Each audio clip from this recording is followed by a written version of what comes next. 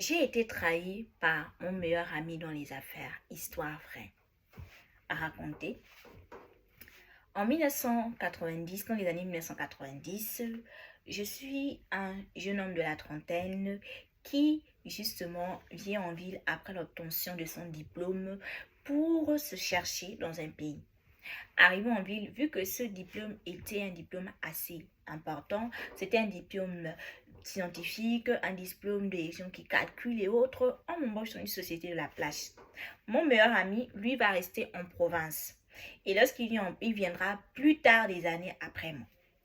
Entre-temps, je commence à travailler, j'ai mon salaire, je prends une maison à louer. Il faut savoir que dans les années 90, les maisons n'étaient pas aussi chères que maintenant. La vie était un peu moins coûteuse que dans les années aujourd'hui de 2026. Je commence à travailler, je mets de l'argent de côté, je n'ai pas de problème. Je me case, je prends une femme et je commence à fonder ma famille. Quelque temps après, mon meilleur ami resté en province finalement me rejoint en ville. Mais sauf que lui, il n'a pas fait des longues études, on va dire. Il n'a pas fait de longues études. Il n'a pas fait de longues études, on va dire, et il va arriver, mais aura plus de difficultés à être prise dans une société. Donc, il va commencer à se chercher de ça et là. Et je vais lui dire, bon, je veux pouvoir parler à mon patron pour qu'il puisse te donner une place dans la société. Chose que je fais. Je parle à mon patron pour qu'il puisse trouver une solution pour mon meilleur ami. Vu que mon meilleur ami n'a pas où rester, je l'héberge chez moi. Je l'héberge chez moi afin qu'il puisse se chercher de temps en temps et puis il puisse se stabiliser. Quand il aura suffisamment d'argent, il va les louer. Vu que moi et ma femme et moi, à cette période, on n'a qu'un enfant. Et on a deux chambres. Donc, je cède mon meilleur ami une chambre et je prends une chambre avec mon enfant et ma femme. Notre enfant encore bébé. Donc, ça passe. Mon meilleur ami commence à travailler. Il faut travailler dans la même société que moi. Et là, il commence à regarder un peu comment ça se passe. On était dans une société de logistique et de transport. Il me dit, vu que toi, tu as un salaire plus conséquent que le mien, je veux qu'on se lance dans les affaires. On va se lancer dans notre business. Pourquoi ne pas un peu refaire ce que fait la société? Et nous aussi, on lance un petit business à côté et ça va nous rapporter. J'ai dit à mon meilleur ami, je ne suis pas trop business, mais pourquoi pas, si ça peut nous aider à gagner un peu plus. Au début, je suis réticent, mais mon meilleur ami me convainc. On commence à s'informer et autres.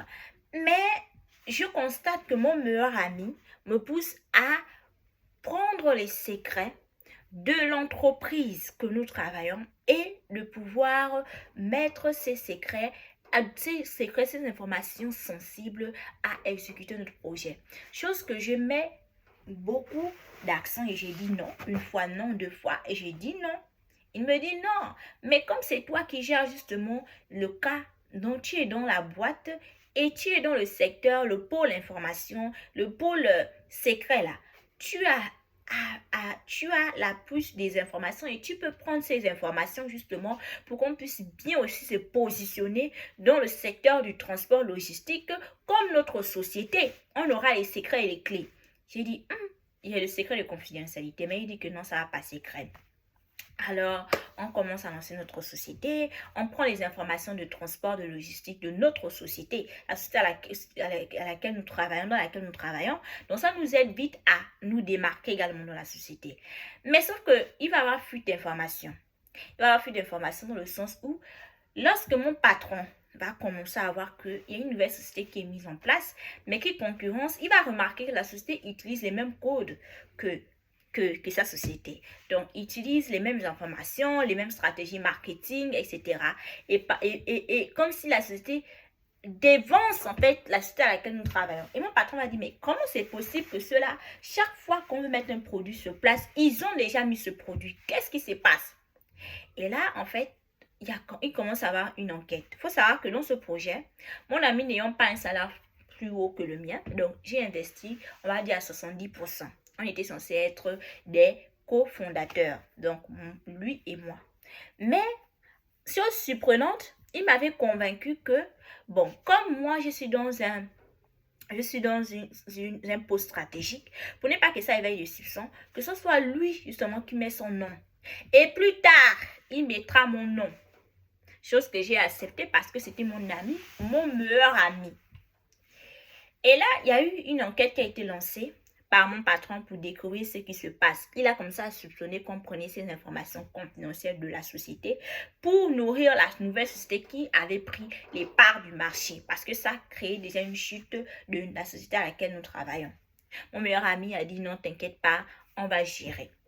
L'affaire a commencé à être exploitée. Il a pris justement des gens qui ont fait de l'enquête et on a fini par découvrir que c'est moi qui prenais les informations sensibles de la société et qui utilisait ça pour cette nouvelle entreprise. Et d'ailleurs, on était à la tête de cette nouvelle entreprise. Malheureusement, je n'avais pas mon nom. Donc, on a vu que ce n'était pas mon nom, c'était le nom de mon meilleur ami. Mon patron a viré mon meilleur ami et moi, et il nous a porté plainte. Mon meilleur ami a dit, donc, lorsqu'on nous a interrogés, il a démenti. Et il a dit que lui, il n'a jamais eu affaire à ces informations. C'est moi qui suis allée lui donner ces informations, vu que c'est moi qui ai ce poste stratégique. Lui, il n'était qu'un simple coursier du patron. Donc, ce qui a fini par arriver, c'est quoi? Vu que mon meilleur ami, il avait presque toutes les parts, voilà, du marché. Il avait déjà une société et c'était à son nom. Ce qu'on a fait, on a dit qu'il arrête d'utiliser les informations que je lui donnais. Moi, on m'a donné plus de 10 ans de prison. J'ai passé plus de 10 ans de prison. J'ai perdu mon travail. Ma femme, elle n'avait plus pouvoir nourrir notre enfant. Elle est même partie en province, restée. Et moi, je suis restée en prison pendant 15 ans. Et pendant cela, mon ami prenait les avocats, 6 avocats, et il n'a jamais mis pied en prison. C'est comme ça que j'ai été dupée par mon ami. Leçon de morale, avant de faire des affaires ou de prendre un projet qu'un ami ou quelqu'un vous présente, réfléchissez et songez vite. Parce que mon meilleur ami a pu me faire ça. Et d'ailleurs, il n'a même pas entrepris une fois venu me voir en prison. Quand je suis sortie, je vois qu'il était devenu un big boss. Et moi, j'avais tout perdu.